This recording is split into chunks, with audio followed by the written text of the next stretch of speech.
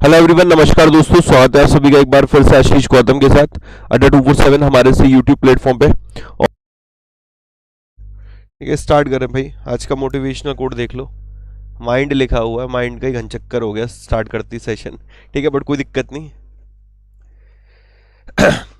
Situation आपके control में नहीं होती मैक्सिमम टाइम, बट फिर भी आपको सिचुएशन के अकॉर्डिंग पॉजिटिव रहना पड़ता है। ओके, तो पॉजिटिव फील करते हैं। अभी बस दिमाग में यही रखना है कि बेहतर कंटेंट देना है, बेहतर तरीके से पढ़ना है और बेहतर तरीके से आगे बढ़ना है। ओके, चलिए स्टार्ट करते हैं। बस बी पॉजिटिव, सिचुएशन कैसी भी हो, ट्राई टू बी पॉजिटिव। उसके अलावा ऑप्शन नहीं है ना, तो पॉजिटिव रहिए। पॉजिटिव रहेंगे तो कहीं ना कहीं कूल रहेंगे, और कूल रहेंगे तो शायद चीजें आप बेहतर कर पाएंगे।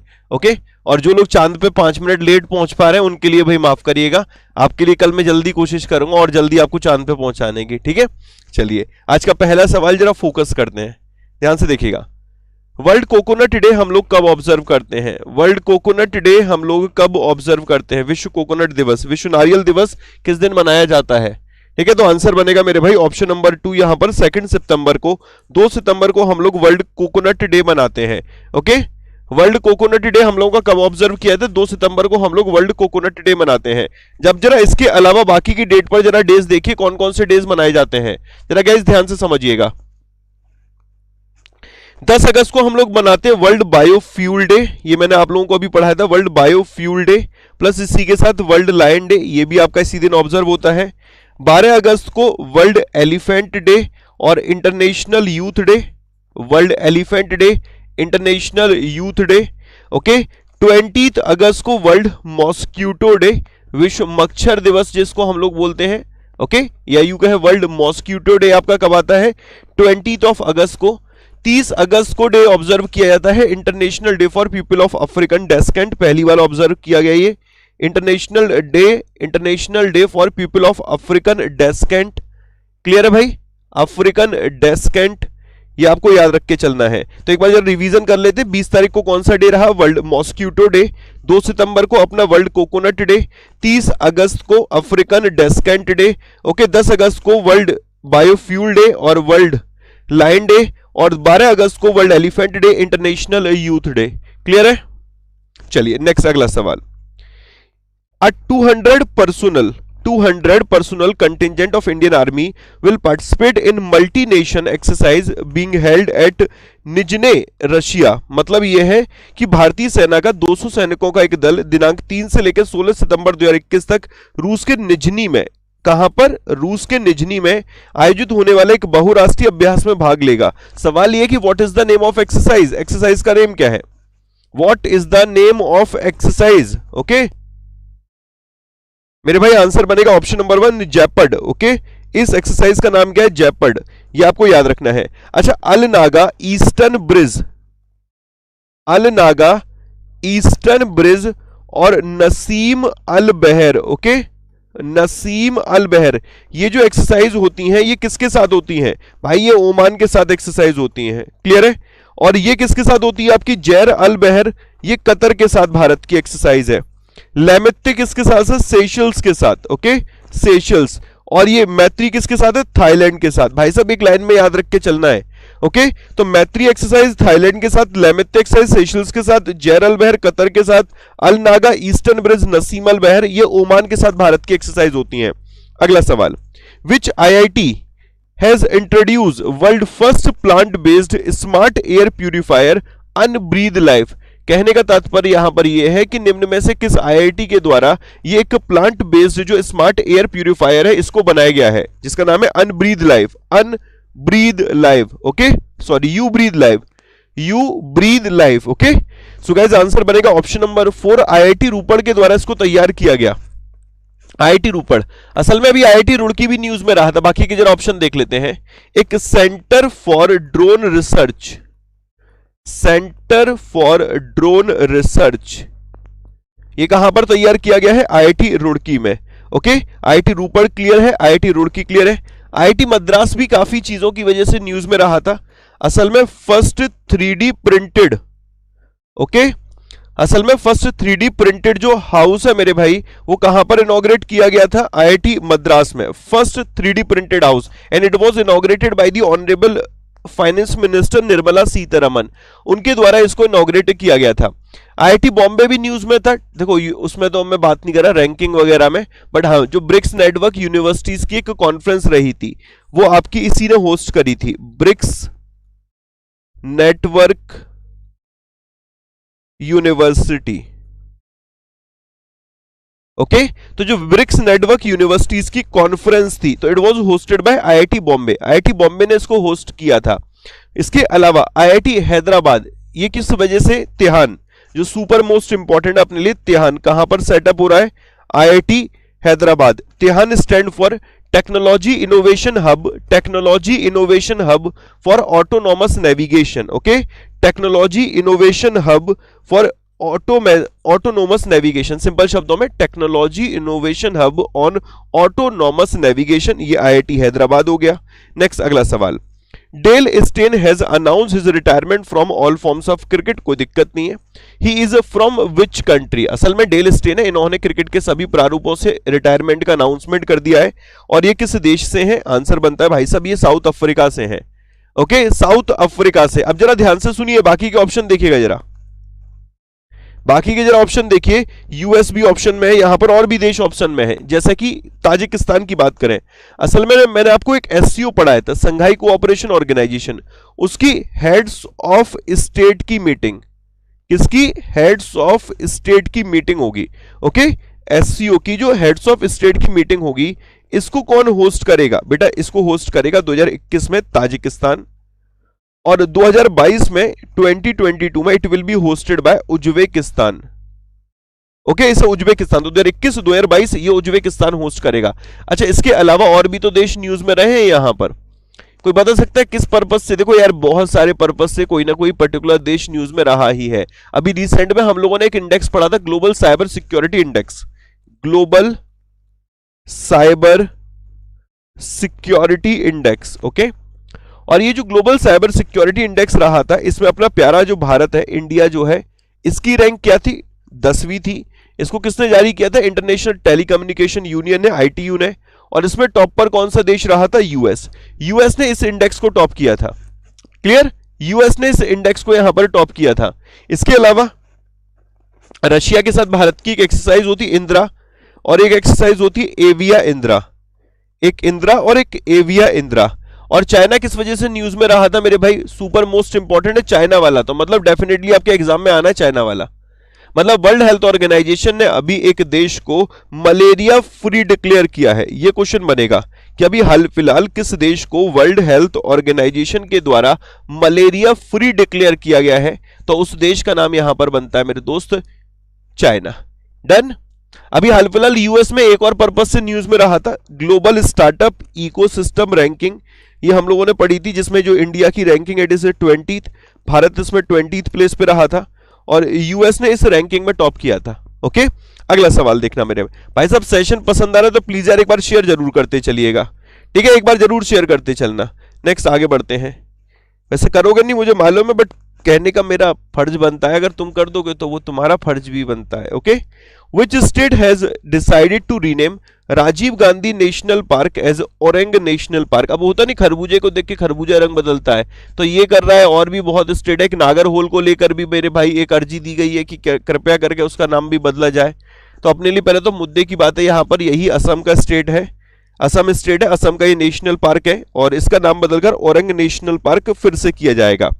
कौन कौन से नेशनल पार्क असम में है, देब्रू साईखोबा, काजीरंगा, मानस, नामेरी, ओके, और Dehing Patkai national park, Raimona national park और औरंग नेशनल पार्क। ओके तो 1 2 3 4 5 6 टोटल मिलाकर यहां पर 7 नेशनल पार्क है।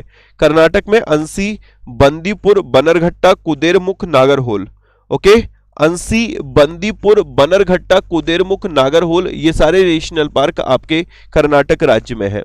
केरल राज्य में अनामुदी 16, पंपादम 16, ओके, अनामुदी 16, पंपादम 16, मत्थीकेतन 16, तो 16 16 16 अनामुदी, पंपादम, मत्थीकेतन। इसके अलावा इराविकुलम, पेरियार और silent valley. Okay Eravikulam, Periyar, silent valley, ये क्लियर होना चाहिए, है ना भाई साहब। यहां पर तमिलनाडु में कौन से, देखो मैंने साउथ के इसलिए रखे हैं थोड़े से क्योंकि इन्हीं को याद करने में दिक्कत सबसे ज्यादा आती है। तमिलनाडु में कौन कौन से है, गुंडी नेशनल पार्क, ओके, गुंडी, मुदुमलाई, अन्नामलाई, ये तो दोनों साथ में हो जाएंगे, मलाई मलाई, Mudumalai, Anamalai, gulf of Mannar, marine national park, Mukurthi और पलानी हिल्स।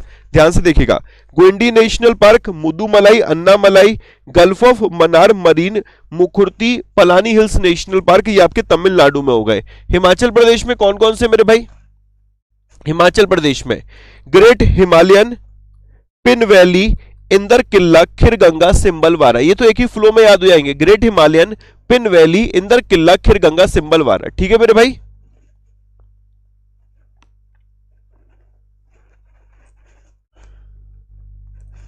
एक बात समझना, आप लोग अगर नेशनल पार्क को लेकर बड़े टेंस हो कि नहीं यार कैसे याद करें, इतने सारे कैसे याद होंगे, तो भाई साहब ये तो लिमिटेड है। अगर वाइल्ड लाइफ सेंचुरी पे आओगे तो उसको लिए टेंशन लो, इसमें तो पता है कि भाई असम में 7 है तो एक साथ याद करने, 5 है तो याद करने, यहाँ बेटा 6 है तो याद करने, यहाँ पर मेरे दोस्त 1 2 3 4 5 6, यहाँ पर तो ऐसे करके तो ज्यादा देर नहीं लगेगी, एक दो बार पढ़ते रहेंगे याद हो जाएगा।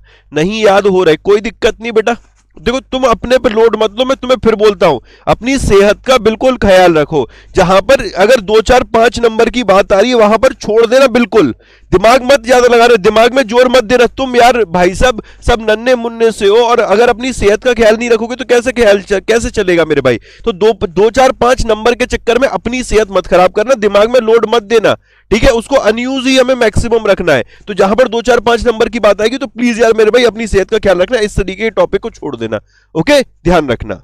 नेक्स्ट आगे बहुत इंपॉर्टेंट है ये वाला, जरा इस पे फोकस करना, कितने लोग इसका आंसर दे पाएंगे। जो अटल पेंशन योजना नहीं अपनी एपीवाई मेरे भाई, इस अटल पेंशन योजना के तहत जो नंबर ऑफ सब्सक्राइबर है, जो मतलब जिन्होंने एनरोल यहां पर कराया है, तो ये जो नंबर ऑफ सब्सक्राइबर है मेरे भाई ये बढ़कर 25 अगस्त तक हो गए 3.30 करोड़, 3.30 करोड़, समझ में आ रहा है, ठीक है, 3.30 करोड़। असल में सवाल यह है कि इस स्कीम को मोदी जी के द्वारा कब लॉन्च किया गया था, इस स्कीम को मोदी जी के द्वारा कब लॉन्च किया गया था, बहुत बढ़िया। असल में जिस दिन इस योजना को लॉन्च किया गया था उसी दिन एक और योजना हुई थी, अटल पेंशन योजना, प्रधानमंत्री जीवन ज्योति बीमा योजना, प्रधानमंत्री सुरक्षा बीमा योजना। इन तीनों योजनाओं को एक साथ 9 मई 2015 को लॉन्च किया गया था। कहां से, कोलकाता से। 8 मार्च 2018 को क्या किया गया था सर, जो पोषण अभियान है इसको राजस्थान के झुंझुनू से लॉन्च किया गया था। पोषण अभियान इसको राजस्थान के झुंझुनू से लॉन्च किया गया था। 10 सितंबर 2020 को प्रधानमंत्री मत्स्य संपदा योजना को लॉन्च किया गया। 21 जुलाई 2017 को प्रधानमंत्री व्यय वंदना योजना को लॉन्च किया गया था। बेटा डेट तो बहुत इंपॉर्टेंट बनती हैं, ठीक है, जिंदगी में भी डेट बहुत इंपॉर्टेंट है और एग्जाम में भी डेट बहुत इंपॉर्टेंट है। और बेटा ये 1 जून 2020 को सुपर मोस्ट इंपॉर्टेंट है, प्रधानमंत्री स्वनिधि योजना। अभी तो ये न्यूज में भी रहा था, पीआईडीएफ के तहत लाया जा रहा है भाई। असल में पीआईडीएफ जो है पेमेंट इंफ्रास्ट्रक्चर डेवलपमेंट फंड, ये टायर 3 से लेकर टायर 6 को कवर करता है, टायर 1 और टायर 2 को कवर नहीं करता। टायर 1 और टायर 2 को यहां से कवर किया जाएगा पीएम स्वनिधि योजना के तहत। तो इस पीएम स्वनिधि योजना, प्रधानमंत्री स्ट्रीट वेंडर आत्मनिर्भर निधि योजना को 1 जून 2020 को लॉन्च किया गया था। तो एक बार जरा तसल्ली से देखिए, फिर दोबारा समझा देता हूं। 8 मार्च 2018 को पोषण अभियान, 10 सितंबर 2020 को प्रधानमंत्री मत्स्य संपदा योजना, 9 मई 2015 को अटल पेंशन योजना, प्रधानमंत्री जीवन ज्योति बीमा योजना, प्रधानमंत्री सुरक्षा बीमा योजना, 21 जुलाई 2017 को प्रधानमंत्री व्यय वंदना योजना और 1 जून 2020 को प्रधानमंत्री स्ट्रीट वेंडर आत्मनिर्भर निधि योजना। ओके, नेक्स्ट आगे। रिजर्व बैंक ऑफ इंडिया ने अभी क्या किया है कि हाल फिलहाल बेटा 25 लाख रुपए की पेनल्टी ठोक दी। और ये जो पेनल्टी ठोक दी मेरे भाई किसके ऊपर लगाई है यही आपको बताना। असल में कुछ केवाईसी करके कुछ होता है, लाइक नो योर कस्टमर, हम लोगों ने पहले भी पढ़ा है। तो उसी नो योर कस्टमर को लेकर असल में क्या किया कि आरबीआई ने कहा कि जो बैंक इसका अनुपालन करेगा, जो उसको पालन नहीं करेगा, उस बैंक पर यहां पर मेरे भाई पेनल्टी लगा दी जाएगी। अब यहां पर पेनल्टी लगा दी, बहुत बढ़िया। अब सवाल उठता है कि किस पर लगाई है, जरा बताइए मेरे भाई, किस बैंक पर ये पेनल्टी लगाई गई है? बहुत बढ़िया, एक्सिस बैंक। चलिए अब देखो, एक्सिस बैंक काफी न्यूज में रहा था। असल में एक्सिस बैंक ने क्या किया है कि गवर्नमेंट ने क्या किया है, गवर्नमेंट ने 4000 करोड़ रुपए अभी मार्केट से उठाए थे। इसने क्या किया था, जो गवर्नमेंट है उसने अपना 1.95 जो परसेंट है वो स्टेक एक्सिस बैंक में से सेल कर दिया था। मतलब government has raised around 4000 crore for sale of 1.95% stake in Axis Bank. तो एक्सिस बैंक में से कितना परसेंट स्टेक बेचा है भारत सरकार ने? आंसर बनता 1.95% और उससे 4000 करोड़ रुपए के आसपास जुटा लिए थे। इसी एक्सिस बैंक ने अपनी जो यूके की सब्सिडरी है, यूके में इसका जो बैंक है या यूके की जो इसकी सहायक कंपनी है उसको भी इसने बंद कर दिया। ठीक है, बहुत बढ़िया, अति सुंदर। अमिताभ चौधरी जो है, अमिताभ चौधरी वो एक्सिस बैंक के एमडी एंड सीईओ बरकरार रखे गए हैं। अमिताभ चौधरी एक्सिस बैंक के एमडी एंड सीईओ। ठीक है भाई, एक्सिस बैंक वो बैंक है जो कि 100 करेंसी में मोबाइल ऐप के माध्यम से पैसे ट्रांसफर करने की सुविधा देता है। ओके, जो कस्टमर है वो विदेश में 100 करेंसीज में पैसे ट्रांसफर कर सकते हैं बाय मोबाइल एप्लीकेशन। ओके, अभी हाल फिलहाल जो एक्सिस बैंक है इसने व्हाट्सएप पर भी मेरे भाई बैंकिंग सर्विसेज अपनी शुरू करी थी। व्हाट्सएप के माध्यम से भी बैंकिंग सर्विसेज एक्सिस बैंक के द्वारा ही शुरू की गई थी। एक वियर एंड पे करके कॉन्टैक्टलेस वियरेबल पेमेंट डिवाइस है, कॉन्टैक्टलेस वियरेबल पेमेंट डिवाइस, इसका नाम है वियर एंड पे। ये भी किसके द्वारा लॉन्च किया गया? एक्सिस बैंक के द्वारा किया गया, एक्सिस बैंक के द्वारा। ओके, एक्सिस बैंक ने, यही एक्सिस बैंक है, इसके साथ एक कोलैबोरेशन हुआ था फोन पे का। किसका भाई?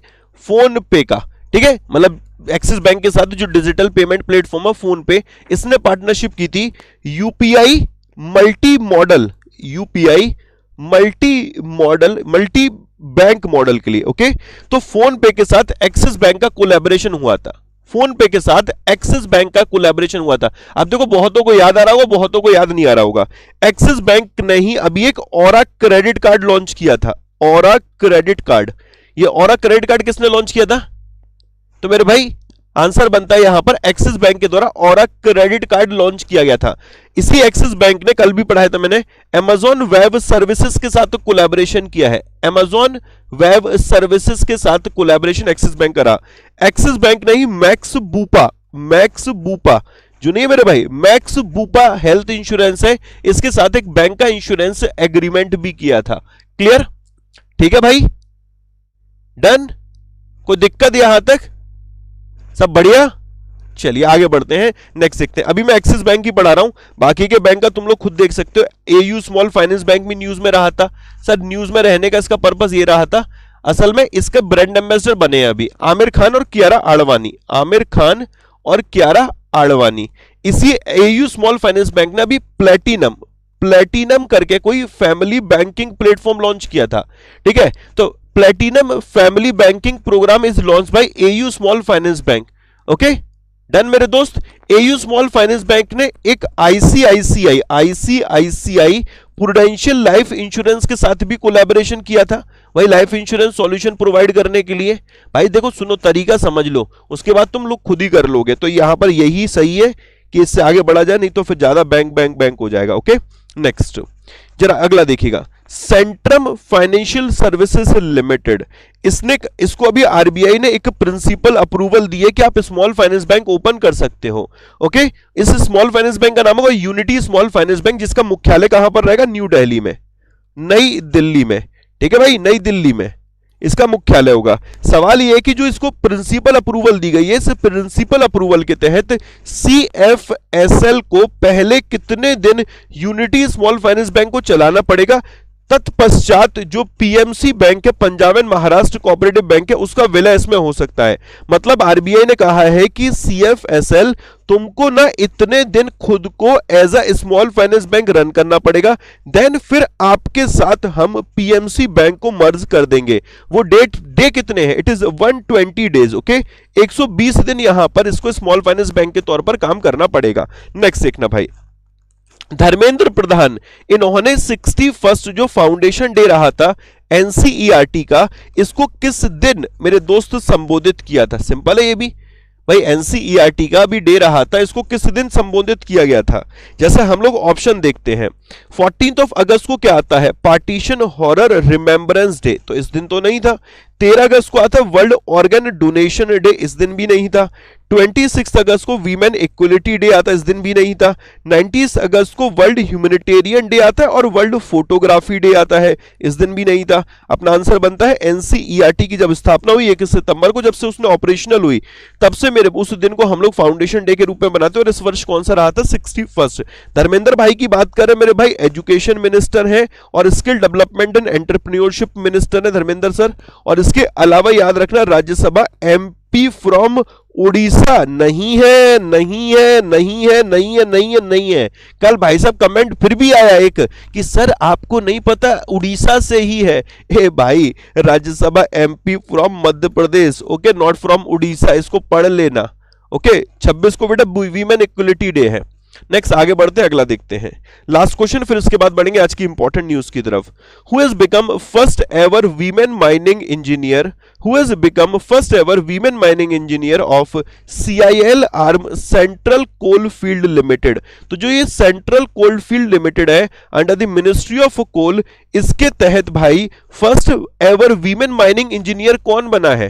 तो आंसर बनेगा बहुत सिंपल है, आकांक्षा कुमारी। ओके, आकांक्षा कुमारी। अब जरा ऑप्शन देखो,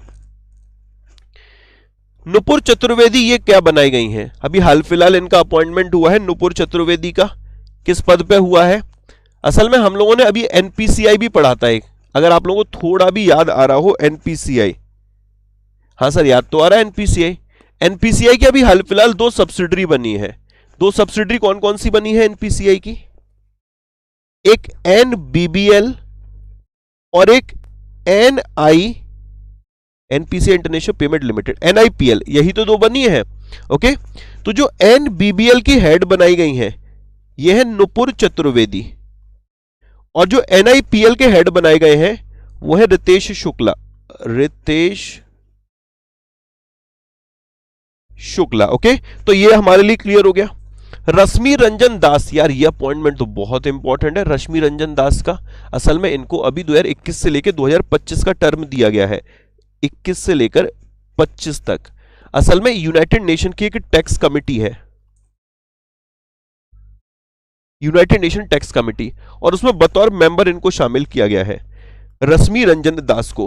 हरि बाबू कंबमपति इनको मिजोरम का गवर्नर बनाया गया, मिजोरम गवर्नर। और नासिर कमल साहब की बात करें तो bureau of civil aviation, BCAS, bureau of civil aviation security, इसके डायरेक्टर जनरल कौन बने हैं? नासिर कमल। क्लियर है भाई? डन यहां तक सभी के। नेक्स्ट अब बढ़ते हैं आज की न्यूज की तरफ। अच्छा, एक चीज इंपॉर्टेंट इंफॉर्मेशन, जो आरआरबी की हम लोगों की 2 दिन से क्लास नहीं हो पाई, उस क्लास को मेरे दोस्त मैं रिशेड्यूल किया हूं, और आज हम लोग 2 बार पढ़ने वाले आरआरबी बैच को। एक तो हम लोग पढ़ेंगे यहां पर 10:30 से 12 PM अभी पढ़ेंगे, पहली क्लास होगी, ठीक है। उसके बाद फिर रात को 7 PM to 9 PM फिर दोबारा इस आरआरबी वाले बैच में हम लोग पढ़ने जा रहे हैं। तो आज डे 1 को ही हम लोग 2 क्लास कंप्लीट कर लेंगे। इस बैच में आप लोग एडमिशन ले सकते हो, कंप्लीट बैच है आरआरबी का। इसमें आपको current affairs, static, GK, financial awareness सब कुछ मिलेगा, कंप्लीट बैच है। सिंपल प्रोसेस है, अड्डा 247 एप्लीकेशन पे जाइएगा, ओके, ऐप पे या वेब पे। बस बाय करने के दौरान कोड याद रखना, इट इज Y168, ठीक है। सारे बैचेस आपको मिल जाएंगे, और भी हैं। बैंक महापैक मेंबरशिप अगर ये लेंगे तो सबसे बेस्ट है, ओके। इसको ले लिया ना तो एक बार तो मेरे भाई लाइव झिंगा लाला, ओके। नेक्स्ट आगे बढ़ते हैं। बहुत बढ़िया बेटा, एक कह रहा बाय सर, हाँ जाओ मेरे दोस्त जाओ, तुम्हारा काम सिर्फ MCQ तक का था। अब ओ यार, वारे मेरी किस्मत, क्या बढ़िया चल रही है।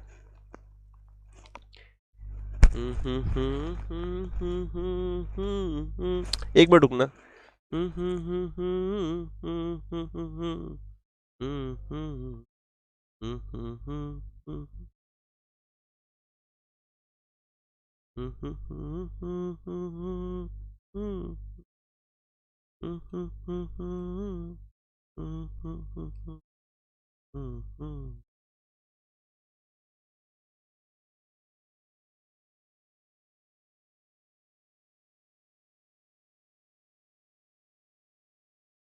Finally okay.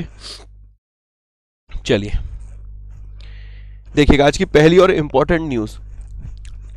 मालदीव्स को यहां पर export import bank of India ने कुछ पैसा दिया है मेरे भाई। कल भी हम लोगों ने पढ़ा था, आज फिर दोबारा यहां पर हम लोग पढ़ेंगे। तो export import bank of India ने मालदीव्स को कहा है कि जो आपका स्पोर्ट्स इंफ्रास्ट्रक्चर है इसके लिए 40 मिलियन यूएस डॉलर हम लोग देंगे। वेल डन, बहुत बढ़िया, अति सुंदर। एक्सपोर्ट इंपोर्ट बैंक, अब मुझे तुम लोगों को इसका कंपाइलेशन देना ही पड़ेगा। ये मालदीव्स को कितने रुपया दे रहा है? 40 million US dollar as a line of credit sports infrastructure के लिए। ठीक है, चलिए। असल में अब ये मालदीव्स जो है ना, इसके साथ भारत की एक एक्सरसाइज होती है, इसका नाम है इकोवरिन। एक पॉइंट याद रखना, मालदीव्स की कैपिटल है माले, करेंसी यहां पर रुपया चलती है। मुद्रा जरूर याद रखना बेटा, यहां पर रुपया चलती है। ओके, अच्छा, अब एक्सपोर्ट इंपोर्ट बैंक का जरा नाम आया, तो एक्सपोर्ट इंपोर्ट बैंक का मुख्यालय कहां पर है? Exim bank, Mumbai Maharashtra. 1982 में ये export import bank of India बना था, 1982 में, और इसका हेडक्वार्टर है मुंबई महाराष्ट्र। ओके, नेक्स्ट अगला देखिएगा। Reserve bank of India will setup, एक दो कमेटी हम लोग बैक टू बैक पढ़ने जा रहे हैं। पहली कमेटी है जो आरबीआई सेटअप करेगा, तो reserve bank of India will setup committee to scrutinise application and give recommendation on new umbrella entity. अब जरा ध्यान से देखिए, NUE licence, new umbrella entity, एक नई एंटिटी बनानी है, एक नई ऑर्गेनाइजेशन बनानी है, तो उस नई ऑर्गेनाइजेशन को लाइसेंस दिया जाएगा। अब उसको लेकर रिकमेंडेशन करने के लिए, उसको लेकर एप्लीकेशन को एक बार रिव्यू करने के लिए एक कमेटी बनाई गई है, और उस कमेटी को हेड करने जा रहे हैं RBI chief general manager V Vasudevan. Okay, तो भारतीय रिजर्व बैंक ने आवेदनों यानी कि एप्लीकेशन की जांच करने और नई अम्ब्रेला यूनिट लाइसेंस पर सिफारिश देने के लिए एक समिति का गठन किया, और समिति की अध्यक्षता आरबीआई के मुख्य प्रबंधक पी वासुदेवन करेंगे। भाई साहब, सुपर मोस्ट इंपॉर्टेंट हो गई। अब जरा समझना, जो ये न्यू अम्ब्रेला एंटिटी है, इसका पर्पस क्या है? असल में जो ये न्यू अम्ब्रेला एंटिटी है, इसको दोस्त अपना एक खुद का पेमेंट इंफ्रास्ट्रक्चर बनाना है। ये खुद का एक अपना क्या बनाएगी? Payment infrastructure to compete with NPCI. जैसे एनपीसीआई हमारे लिए रिटेल पेमेंट को लेकर एक अम्ब्रेला एंटिटी है, इसका खुद का एक पेमेंट इंफ्रास्ट्रक्चर बना हुआ, लाइक यूपीआई हो गया, ओके, आईएमपीएस हो गया, ठीक है, एईपीएस हो गया, ये सब किसका है? एनपीसीआई का। उसी तरीके से इसको कंपीट करने के लिए एनयूई, एक न्यू अम्ब्रेला एंटिटी को सेटअप किया जाएगा, और वो खुद का एक ओन पेमेंट इंफ्रास्ट्रक्चर बनाएगी। ठीक है, गवर्नमेंट का उद्देश्य यहां पर क्या है? To build settlement system similar to UPI with NUE, मतलब जैसे यूपीआई एक यहां पर पेमेंट का सिस्टम बनाया है एनपीसीआई के द्वारा, उसी तरीके का यहां पर गवर्नमेंट का उद्देश्य है कि और एक और सिस्टम भी इसी तरीके के यहां पर निजात करने हैं। ठीक है भाई, क्लियर सभी के? डन। नेक्स्ट देखिएगा, अगला सुपर मोस्ट इंपॉर्टेंट है। अच्छा चलो, जब आरबीआई की बात हुई है तो तनिक एक और दो चीजों पे चर्चा कर लेते हैं। आरबीआई की अभी काफी कमिटीज बनी थी। ओके, ध्यान से सुनेगा, आरबीआई की अभी काफी कमिटीज बनाई गई थी। वो कमिटी कौन सी है जरा प्लीज बताइए? आरबीआई की कमिटी, कोई डिजिटल लैंडिंग को लेकर कमेटी बनाई गई थी, कोई यहां पर अर्बन कोऑपरेटिव बैंक को लेकर कमेटी बनाई गई थी। याद आ रहा है? कुछ नहीं आ रहा?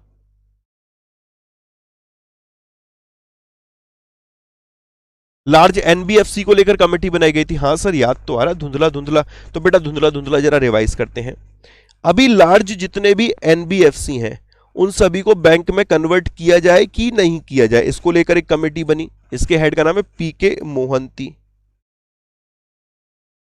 ओके, दूसरा मेरे भाई, स्मॉल फाइनेंस बैंक और यूनिवर्सल बैंक को लेकर एक कमेटी बनाई गई थी। इसकी हेड का नाम था श्यामला गोपीनाथ। श्यामला गोपीनाथ। ठीक है, डिजिटल लैंडिंग को लेकर एक कमेटी बनाई गई थी। इसके हेड का नाम है Jayant Kumar Das. Jayant Kumar Das. Okay, urban cooperative bank, इस कमेटी ने तो अपनी रिपोर्ट अभी सबमिट करी है, NS Viswanathan. Okay, urban cooperative bank, NS Viswanathan. इसके अलावा और क्या मेरे भाई? यही है, असेट रिकंस्ट्रक्शन कंपनी रिलेटेड भी है। जरा प्लीज कमेंट बॉक्स में बताइए, एआरसी रिलेटेड एक कमेटी बनाई गई है आरबीआई के द्वारा, उस कमेटी के हेड कौन है?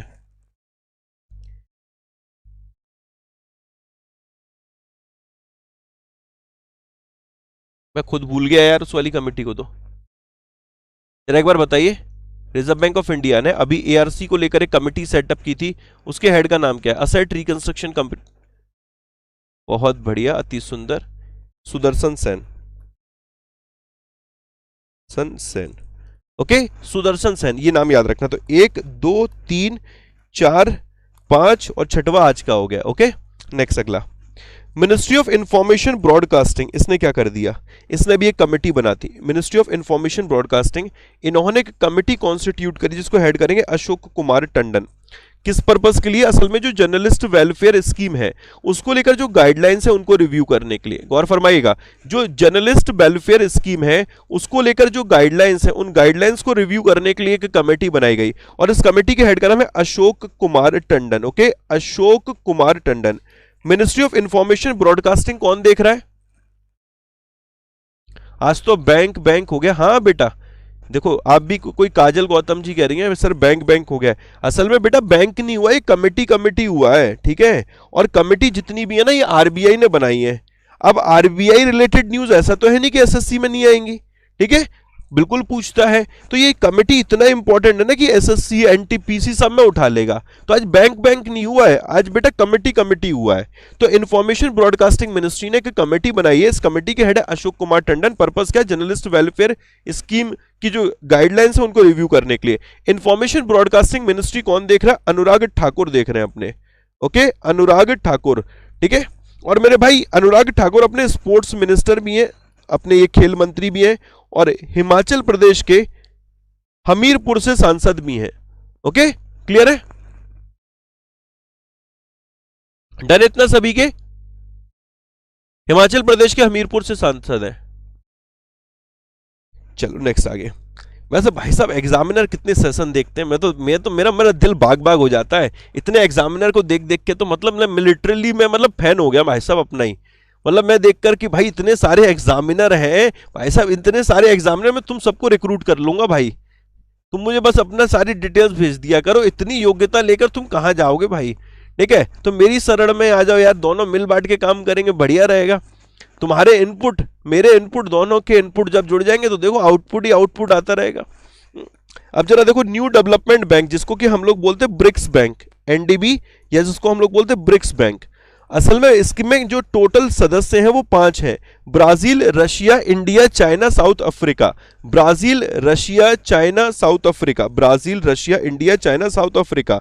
अब इसमें यहां पर एक देश शामिल किया गया, बांग्लादेश। असल में एक देश नहीं है, यहां पर टोटल मिलाकर देखेंगे आप लोग तो ये देखिएगा, ये 5 देश तो पहले से इसमें शामिल है। ओके, अब जो नए 3 देश आ गए हैं ये यूनाइटेड अरब अमीरात, उरुग्वे और बांग्लादेश। तो टोटल मिलाकर अब इसमें कितने मेंबर हो जाएंगे? अभी मोहर लगना बाकी है फाइनल, बट फिर भी टोटल मिलाकर अब कितने होने वाले हैं? 8 मेंबर इसमें होने वाले हैं। हमारे लिए इंपॉर्टेंट बनेगा मेरे भाई यूनाइटेड अरब अमीरात, उरुग्वे और बांग्लादेश। ओके, यूनाइटेड अरब अमीरात, उरुग्वे और बांग्लादेश। जरा गौर फरमाइएगा।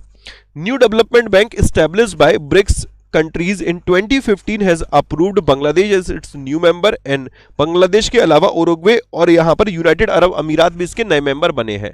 ठीक है भाई, डन। न्यू डेवलपमेंट बैंक, इसका हेडक्वार्टर कहां पर है? सर संघाई, चाइना के संघाई में इसका मुख्यालय है। दूसरा पॉइंट, न्यू डेवलपमेंट बैंक के हेड कौन है, मतलब इसके जो अभी प्रेसिडेंट है वो कौन है? Marcos Prado ट्राइजो। मार्कोस प्राडो, ये इतना याद रख लोगे ना तो अभी काम चल जाएगा कि मार्कोस प्राडो ट्राइजो, इसके यहां पर मेरे दोस्त प्रेसिडेंट है। असल में ये जो मार्कोस प्राडो ट्राइजो है ये किस कंट्री से है? ये क्वेश्चन पूछा जा सकता है कि मार्कोस प्राडो ट्राइजो ये किस देश से है? Any idea? ओके, बहुत बढ़िया, अति सुंदर। ब्राजील से कि साउथ अफ्रीका से हैं? बहुत बढ़िया, ब्राजील से। ये क्वेश्चन आपके एग्जाम में पूछा जा सकता है, ठीक है, ये ब्राजील से है। नेक्स्ट आगे बढ़ते, अगला देखते हैं। Gujarat government will host 12th defence expo 2022। आज के द हिंदू में भी आया ये वाला कि जो 12th डिफेंस एग्जीबिशन का हो, डिफेंस एक्सपो बोलिए या यूं कहे 2022 की डिफेंस एक्सपो बोलिए, ये कहां पर होगी? गुजरात के गांधीनगर में इसको आयोजित किया जाएगा। तो गुजरात के गांधीनगर में 12th डिफेंस एक्सपो 2022 रहेगी, इसको आयोजित करेंगे। ओके, अच्छा असल में अभी गुजरात का एक शहर बहुत इंपॉर्टेंट है, इसका नाम है धौलावीरा, जो कि न्यूज में रहा था, इसे सुपर मोस्ट इंपॉर्टेंट मार्क करिएगा, धौलावीरा। तो यूनेस्को ने अभी जो भारत का एक शहर है धौलावीरा, इसको यूनेस्को वर्ल्ड हेरिटेज की जो लिस्ट है इसमें शामिल किया है। और ये जो हड़प्पन शहर है जिसको शामिल किया गया, इसके साथ टोटल यूनेस्को सिटीज में, total UNESCO world heritage site में जो भारत के हैं, टोटल वर्ल्ड हेरिटेज साइट वो कितनी हो गई हैं? तो भाई ये क्वेश्चन तो आपके एग्जाम का बनना है, टोटल मिलाकर 40 हो गई हैं। अभी रुक जाइए, एक और चीज मैं आपको बता रहा हूं। हम लोगों ने अभी हाल फिलहाल एक और बहुत इंपॉर्टेंट पॉइंट पढ़ा था, दैट वाज रामसर कन्वेंशन। कल भी मैंने तुम लोगों को पढ़ाया था, आज भी बता रहा हूं। रामसर कन्वेंशन में भी कुछ अभी हाल फिलहाल बदलाव किए गए। बदलाव क्या, कुछ एडिशन किए गए। वो क्या एडिशन किए गए मेरे दोस्त? हरियाणा के अलावा जरा बताइएगा, भिंदवास और सुल्तानपुर के अलावा बताना मेरे दोस्त, सुल्तानपुर के अलावा। बहुत बढ़िया, बहुत बढ़िया। असल में एक Thol lake wild life sanctuary है, Thol lake wild life sanctuary है, और एक Wadhwana wetland. Okay, Wadhwana wetland. तो ये जो Thol lake wild life sanctuary और वदवाना वेटलैंड है, ये दोनों आपके गुजरात में है, और इसके साथ टोटल मिलाकर 46 रामसर साइट हो गई भारत में। देखिए ये दोनों जो है ये मेरे भाई गुजरात से हैं, और 2 हरियाणा से और अभी हाल फिलहाल शामिल किए गए थे। एक है सुल्तानपुर नेशनल पार्क, वो मेरे भाई गुरुग्राम में ही है, गुड़गांव में ही है, और एक Bhindawas wild life sanctuary, Bhindawas wild life sanctuary है, ये झज्जर में है। ओके, तो टोटल मिलाकर जो अभी यहां पर 4 और नए ऐड हो गए, 2 हरियाणा से, 2 गुजरात से, दोनों हरियाणा से क्लियर है, दोनों गुजरात से क्लियर है। इसके साथ टोटल रामसर साइट भारत में हो गए 46, गुजरात क्लियर। नेक्स्ट यार, ये न्यूज एग्जाम का पार्ट बन चुकी है, और एग्जाम में यहां से क्वेश्चन पूछा जाता है, और इसको जरा ध्यान से समझना। नाउ 46, बेटा 46 ही तो बोल रहा हूं, और क्या बोल रहा हूं? 46 46 46, मतलब मेरे 46 में अंतर है क्या, तुम्हारे 46 में अंतर है? ये बताओ, मैं भी तो अब इतनी देर से 46 बोल रहा हूं, समझते नहीं यार तुम लोग। अब जरा ध्यान से देखिएगा, इंडियन रेलवे का जो एक चंडीगढ़ रेलवे स्टेशन है, इसको 5 स्टार ईट राइट सर्टिफिकेशन दिया गया, सुपर मोस्ट इंपॉर्टेंट। जो ये food safety standard authority of India है, food safety standard authority of India है, इसने ईट राइट सर्टिफिकेशन दिया है। ओके, और ये जो ईट राइट सर्टिफिकेशन है, ईट राइट स्टेशन सर्टिफिकेशन है, ये 5 स्टार पूरा इसका नाम बनेगा, 5 स्टार ईट राइट सर्टिफिकेशन, जो सर्टिफिकेट प्राप्त बनने वाला। Okay, eat right station certification 5 star वाला प्राप्त करने वाला इंडियन रेलवे का एक और नया स्टेशन कौन सा बन गया है? Chandigarh railway station. For which purpose? For providing high quality nutrition food to passenger, passenger को हाई क्वालिटी फूड देने के लिए। ओके, अब जरा देखिएगा, ध्यान से समझना। जो ये ईट राइट स्टेशन सर्टिफिकेट है, ईट राइट स्टेशन सर्टिफिकेशन है, is awarded bye food safety standard authority of India. ठीक है भैया, दिक्कत क्या आ रही है?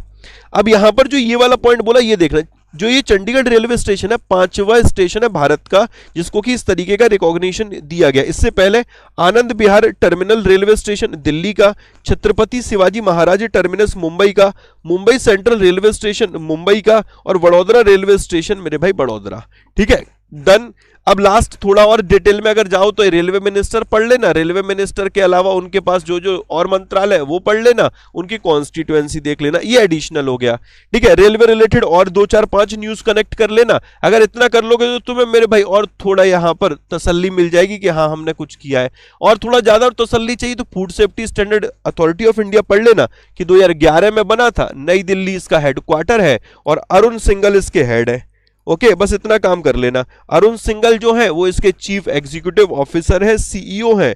2011 में बना था, नई दिल्ली इसका मुख्यालय है। डन। अगला सवाल देखना, वियतनाम, अगला न्यूज। वियतनाम के जो प्राइम मिनिस्टर हैं इनका नाम क्या है? सर इनका नाम है फाम मिन। ओके, फाम मिन चिन, फाम मिन चिन। बाप रे बाप, ये इंडिया में विजिट पर आएंगे एट द एंड ऑफ 2021। अभी सितंबर चल रहा, अक्टूबर नवंबर दिसंबर। ठीक है, मतलब कहने का ये है कि मेरे भाई कुछ महीनों के अंतर्गत ये हमारे देश में मेरे दोस्त पधारेंगे। ये वियतनाम के प्राइम मिनिस्टर हैं। वियतनाम की कैपिटल हनोई है, करेंसी यहां पर डोंग चलती है। और इवन भारत की वियतनाम के साथ भी एक एक्सरसाइज होती है, ये शायद नहीं पता हो आप लोगों को कि वियतनाम के साथ भी भारत की एक एक्सरसाइज होती है। उस एक्सरसाइज का नेम क्या है? विनबेक्स। विनबेक्स इस एक्सरसाइज का नेम है। ओके, ठीक है, नेक्स्ट आगे। एशिया का जो ओल्डेस्ट फुटबॉल टूर्नामेंट है इसका नाम है डूरंड कप। और ये जो डूरंड कप होगा ना, ये बेटा कोलकाता में होगा। ये हम लोगों ने पढ़ लिया था, लेकिन यहां पर आया कि आने वाले नेक्स्ट 5 सालों में भी ये कहां पर रहेगा? कोलकाता में। ओके, तो एशिया का जो ओल्डेस्ट फुटबॉल टूर्नामेंट है, एग्जाम का क्वेश्चन तो यूं इस प्रकार बनेगा कि ये जो टूर्नामेंट है ना, मतलब ये जो डूरंड कप है, it is related to which sport? ध्यान से समझना, जो ये डूरंड कप है it is related to which sport? So दोस्त, it is related to the football. Durand cup के अलावा और कौन कौन से टूर्नामेंट है which is related to the football? Any idea? हाँ सर, आइडिया तो आ रहा है, दिमाग में कुछ ना कुछ स्ट्राइक कर रहा है। सर हम लोगों ने सुब्रतो कप पढ़ा था। हाँ बेटा, बहुत बढ़िया। सुब्रतो कप के अलावा हम लोगों ने एक रोबर्स कप पढ़ा था। हाँ जी, बहुत बढ़िया, रोबर्स कप। एक हम लोगों ने पढ़ा था कलिंगा कप। ठीक है, कलिंगा कप। इसके अलावा डूरंड कप तो सामने हो ही गया, ये डूरंड कप। ठीक है, इसके अलावा कोलंबो कप, कोलंबो कप, और भाई एक संतोष ट्रॉफी। ठीक है, तो Subroto cup, Rovers cup, Kalinga cup, Durand cup, Colombo cup, Subroto trophy, all related to the football. Okay, ये सब की सब फुटबॉल से संबंधित है। नेक्स्ट, अगला सवाल, अगला न्यूज। अब जरा देखिए, ये है निर्मला सीतारमन। इनको जरा गौर से देखिएगा। ये भाई साहब कौन है? ये यूके के ट्रेजरी चांसलर, इनका नाम है ऋषि सनक। ओके, अब ये दोनों ने मीटिंग करी है। इस मीटिंग को नाम दिया है 11th India United Kingdom economic and financial dialogue. ध्यान से समझिएगा, एडिशन एग्जामिनर पूछेगा। India United Kingdom economic and financial dialogue, it was 11th, ये 11वां संस्करण रहा था। और इसको वर्चुअली निर्मला सीतारमन जो अपनी वित्त मंत्री हैं, इन्होंने चेयर किया था। और इनके साथ साथ यूनाइटेड किंगडम के जो ट्रेजरर हैं, चांसलर हैं, ऋषि सनक, इनके द्वारा किया गया था। बस इतना नाम पकड़ लेना। सर एक्सरसाइज की, डेज की, फाइनेंशियल अवेयरनेस की पीडीएफ दे दीजिए सर, लाइक कर दिया। अरे वाह भाई वाह, बहुत बढ़िया, क्या बात है? बस लाइक कर दिया और बस सब कुछ चाहिए है। वाह भाई वाह, बहुत बढ़िया, क्या मोहब्बत है तुम लोगों की है। मैंने वॉरियर 8.0 ले रखा है, पीडीएफ डाउनलोड नहीं हो रहे हैं। आपसे क्वेरी भी पूछी थी मैंने। अच्छा, बहुत बढ़िया। दरबार लगाऊंगा बेटा, लगाऊंगा, जल्दी दरबार लगाऊंगा। ठीक है, अभी पढ़ लो। ठीक है, जनता दरबार लगेगा, उसमें सारी समस्याओं का निवारण करूंगा। अभी पढ़ लो जरा, इंपॉर्टेंट न्यूज चल रही है। 2 बैक टू बैक अपॉइंटमेंट है। एक का नाम है राष्ट्रीय इस्पात निगम लिमिटेड। ओके, राष्ट्रीय इस्पात निगम लिमिटेड। और इस राष्ट्रीय इस्पात निगम लिमिटेड के RINL के नए CMD बने हैं अतुल भट्ट। बस बात खत्म। ठीक है भाई, डन है यहां तक? एग्जामिनर अगर पूछता है तो ये क्लियर कराओगे? हाँ सर, कराएंगे। अब बस इतना बता दो कि जो राष्ट्रीय इस्पात निगम लिमिटेड है, इसकी स्थापना कब हुई थी? इसका हेडक्वार्टर कहां पर है? 1982 में स्थापना हुई थी। आंध्र प्रदेश के विशाखापट्टनम में इसका मुख्यालय है। राष्ट्रीय इस्पात निगम लिमिटेड, इसको RINL बोलते हैं। 1982 में 18 फरवरी 1982 को स्थापना हुई थी और विशाखापट्टनम में इसका मुख्यालय है। ठीक है, ये तो बहुत इंपॉर्टेंट आ गया। मोहपत्रा जो साहब है, असल में प्रकाश चंद्र मोदी, हम लोगों ने PC मोदी का नाम सुना था।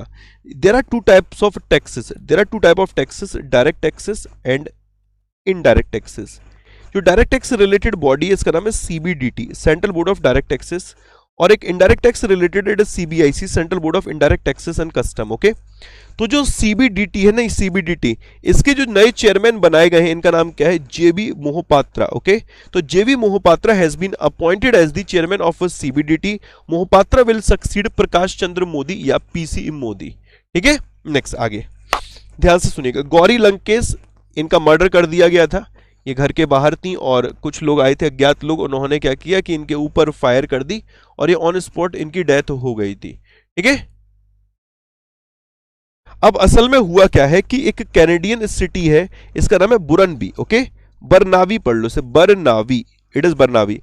Canadian city Barnavi has declared September 5 as Gauri Lankesh Day as a tribute to the slain journalist on her death anniversary. तो कनाडाई शहर बर्नावी ने 5 सितंबर को गौरी लंकेश दिवस के रूप में घोषित किया, जो कि मारे गए पत्रकार को उनकी पुण्यतिथि पर एक श्रद्धांजलि है। ओके डन भाई।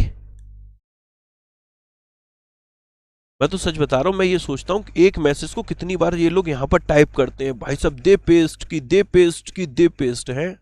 भाई साहब तुम लोगों ने, मैं समझ रहा हूं खूब चटे आए हो तुम, है तभी इतने मैसेज बार बार कर रहे हो। तुम लोगों ने भी भाई साहब मेडल जीता, गोल्ड मेडल जीता। अगर ओलंपिक भी मिल जाए ना चैटिंग में करने में, तो हमारे देश में बहुत लोग अव्वल आएंगे, मेडल में हम टॉप करेंगे। यह सब आशिक लग रहा है मेरे को, समझ में आ रहा। भाई साहब दे मैसेज की दे मैसेज की दे मैसेज, तसल्ली कर लो, कंटेंट पे फोकस कर लो, क्वालिटी कंटेंट है। जब मिलता है तो कदर नहीं करते, जब मिलता नहीं है फिर उसके लिए मेरे भाई फिर कहते हैं कि कुछ है नहीं है, कि कुछ है नहीं है, कि कुछ है नहीं है। पढ़ लो। अब जरा कुछ वन लाइनर देखना। फॉर्मर राज्यसभा एमपी, मोदी जी ने भी दुख व्यक्त किया इनको लेकर। फॉर्मर राज्यसभा एमपी और सीनियर जर्नलिस्ट चंदन मित्र का निधन हो गया। ओके, पूर्व राज्यसभा सांसद और वरिष्ठ पत्रकार चंदन मित्र का निधन। Union agriculture minister Narendra Singh Tomar है। ये 16th सस्टेनेबिलिटी समिट है 2021 का, जो कि कन्फेडरेशन ऑफ इंडियन इंडस्ट्री का है, इसको संबोधित किया है इन्होंने। मतलब यहां पर ध्यान से समझिएगा, कन्फेडरेशन ऑफ इंडियन इंडस्ट्री का समिट है, 16th सस्टेनेबिलिटी समिट है। इसको कौन संबोधित करेगा? नरेंद्र सिंह तोमर, जो कि आपके एग्रीकल्चर मिनिस्टर हैं। सीनियर जर्नलिस्ट चंदन मित्र का निधन हो गया, फॉर्मर राज्यसभा एमपी। ठीक है भाई। और ड्रग फर्म एक का नाम है GRANULES, ग्रेन्यूलस। ओके, ग्रेन्यूलस। ठीक है, ग्रेन्यूलस एक दो बार पढ़ेंगे, ये भी सेट हो जाएगा। तो ठीक है, तो ड्रग फर्म है ग्रेनुलस, इसको अभी अप्रूवल दी गई है, इसको लाइसेंस मिला है डिफेंस रिसर्च डेवलपमेंट ऑर्गेनाइजेशन से टू मैन्युफैक्चर एंड मार्केट कोविड-19 ट्रीटमेंट ड्रग 2DG। जो ये DRDO ने एक ड्रग बनाया था कोविड-19 के ट्रीटमेंट को लेकर, जिसका नाम 2DG है, 2-डिऑक्सी-डी ग्लूकोज। और इसको मैन्युफैक्चर और मार्केट करने के लिए, मतलब इसको कॉमर्शियलाइजेशन के लिए DRDO ने ग्रेनुलस को अप्रूवल दे दी है। ठीक है भाई। ज्यादा हो तो ग्रेनुलस का हेडक्वार्टर ढूंढ लेना कि ग्रेनुलस जो इंडिया लिमिटेड है, इसका मुख्यालय कहां पर, इसका ढूंढ के मुझको आंसर दे देना। ये फार्मास्यूटिकल कंपनी है, इसका मुख्यालय कहां पर है? हैदराबाद में है तो यस लिख देना, हैदराबाद में नहीं है तो मेरे भाई बता देना। Sir please do not focus on necessary. अरे यार देखो, ऐसा ना किया करो। देखो बात सुनो, I am not a DD news. ठीक है, अब होता क्या है ना कि कुछ बच्चे ना, अब देखो सब बच्चे ना भगवान का रूप है, तो समझो जरा, भगवान को याद करना जरूरी है। अब सेशन वो तो है नहीं DD न्यूज की, अब मैं ऐसे करके बैठ जाऊं कि देखिए नमस्कार दोस्तों, ये सेशन हमारा ऐसा होने वाला, और ऐसे में ऐसा नहीं है तो ऐसा होगा, ऐसा तो है नहीं मेरे भाई, मोनोटोनस हो जाएगा, ना मुझे मजा आएगा ना तुम्हें मजा आएगा। तो बीच बीच में एंटरटेनमेंट जरूरी है, तो कोई दिक्कत नहीं, चलने दिया करो। पता भी तो चलता है यहाँ पर कितने ओलंपिक बैठे, ओलंपिक मेडलिस्ट बैठे हमारे साथ में। ठीक है, तो कोई दिक्कत ना है। कमेंट लेना ना लेना वो छोड़ो, उस पर तुम ध्यान मत दो। तुम यार इतना ध्यान दोगे तो फिर तुम कंटेंट कैसे याद करोगे? महाराष्ट्र कैबिनेट, देखो महाराष्ट्र कैबिनेट सब नाम बदल रहे हैं भाई साहब, सब नाम बदल रहे हैं। ठीक है, कोई किसी का नाम कोई किसी का नाम। अब महाराष्ट्र ने एक और काम कर दिया। ठीक है, भारत रत्न राजीव गांधी साइंस सिटी, भारत रत्न राजीव गांधी एक साइंस सिटी बनाई जाएगी पुणे में।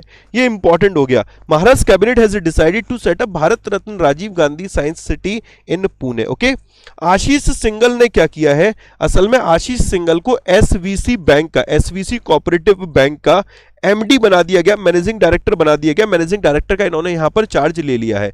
ठीक है, और ये जो किसके रिटायरमेंट में, अजीत भाई साहब के रिटायरमेंट के, आशीष भाई को यहां पर काम दे दिया गया। बढ़िया भाई, बहुत बढ़िया। नेक्स्ट आगे देखिए यार, ये वाली न्यूज कल बहुत शॉकिंग थी। मतलब आप एक जैसे सुशांत सिंह राजपूत का सुना था, एकदम से झटका लगा था, वैसे ही यहां पर यार सिद्धार्थ शुक्ला का सुना तो एकदम से लगा कि यार मतलब कैसे ऐसे कैसे, मतलब उम्र भी कोई ऐसी नहीं थी, मेरे दोस्त 40 ईयर्स था। ठीक है, बट यार वक्त का कुछ नहीं पता, तो मैं हमेशा से लोगों को, देखो लोग मुझे ही सजेस्ट करते, काफ़ी लोगों ने कल मेरे को कहा कि भाई फोकस थोड़ा अपनी ज़िंदगी पे भी दे लिया करो, काम काम काम काम काम काम काम। तो मेरे को रियलाइज़ हुआ, मैंने कहा यार ये बात सही है, इसमें कोई दोहराया नहीं है कि वक्त शायद लौट कर नहीं आएगा, और एक बार जब लोग चले जाते तो वो सिर्फ यादों में रह जाते हैं। तो मैं तो हमेशा आप लोगों से अब यही सजेस्ट करूँगा कि कोशिश किया करिए, अपने लिए भी थोड़ा वक्त निकालिए। ठीक है, परिवार के लिए भी थोड़ा वक्त निकालिए और ज़िंदगी को जीना भी स्टार्ट करिए, क्योंकि ये एक नदी है मेरे दोस्त, और नदी के साइड में हम लोग खड़े हुए हैं। अगर हम इस इंतज़ार में है कि नदी का बहाव रुकेगा तब हम नदी पार करेंगे, तो हमसे बड़ा मूर्ख कोई नहीं है। तो बस इतना समझ लीजिए कि नदी रुकने वाली नहीं है, हमें इसी नदी में तैर के बाहर जाना पड़ेगा। और अगर कोई सोच रहा है कि नहीं नदी का बहाव रुक जाएगा तब उसके बाद मैं तैर कर जाऊंगा, तो भाई फिर तू इंतजार करता रहे, फिर ना नदी रुकेगी ना तू भाई साहब पार कर पाएगा। ठीक है, तो ये थोड़ी चीज़ों को समझने की ज़रूरत है। ज़िंदगी को आसान बनाने के लिए कुछ चीज़ों को कहते हैं अंदाज से, कुछ चीज़ों को नज़रअंदाज से देखकर चलना पड़ता है। तो मैं तो ये कहूँगा कि अपनी लाइफ में ना एंटरटेनमेंट लेकर आओ। चाहे अगर ज़िंदगी जीने के लिए छोटी छोटी चीज़ों की ज़रूरत पड़े, उन छोटी छोटी चीज़ों का इस्तेमाल करो, लेकिन खुश होना सीखो। मैटर नहीं करता कि आपके पास मेरे दोस्त बड़ी गाड़ी होगी तभी आप सेटिस्फाइड होगे। शायद सब लोग जब साथ में होते हैं ना और एक ऑटो में भी चलते हैं, शायद उसमें भी मेरे दोस्त खुशी मिलती है। तो लाइफ में मैटर हैप्पीनेस करती है। तो शायद ये चीज़ें ना इंसान को तभी आती हैं जब कहीं ना कहीं वो चीज़ों को देख रहा होता है। अगर नहीं बिना देखे भी आती तो उसका मतलब वो कहीं ना कहीं उसको विवेक बेहतर उसका काम कर रहा है। तो मैं तो यही सजेस्ट करूंगा कि खुद के स्वास्थ्य का ध्यान रखिए, जो मैं नहीं रख पाता हूँ। ठीक है, खुद के लिए वक्त निकालिए, जो मैं नहीं कर पाता हूँ। ठीक है, परिवार को वक्त मैं देता हूँ मेरे भाई, तो वो तो आप डेफिनेटली दीजिए। ठीक है, बस इतना करते रहिए। तो भाई सिद्धार्थ शुक्ला भाई साहब हमारे चले गए हैं, फिल्म एंड टेलीविजन एक्टर थे, 1 नंबर में क्वेश्चन बन सकता है। यहीं पर हम लोग अपना सेशन एंड करेंगे। आई होप सो क्लियर रहा होगा। आरआरबी पीओ वाले बच्चों, आपकी मेरी क्लास होने वाली है। आज 2 बार पढ़ेंगे, शाम को 7 से 9 भी पढ़ेंगे, और उसके अलावा हम लोग अभी 10:30 से 12 भी पढ़ेंगे, और 12 बजे तो हम लोग का सेशन ही है। इसके अलावा मेरे भाई आप लोगों को अगर मेरा आरआरबी का बैच लेना है तो कोड आपके सामने है, इट इज़ Y168 कोड। इस कोड का इस्तेमाल करिए, Adda247 एप्लीकेशन पे जाइए और बाय कर लीजिएगा। अगर कुछ प्रिंटेड बुक्स चाहिए तो कोड है Y168S। ठीक है, डन, क्लियर। कल मुलाकात करते हैं, तब तक के लिए अपना ख्याल रखिएगा, खुश रहिएगा, जहां रहिएगा, जैसे रहिएगा। टेक केयर दोस्तों, बाय बाय।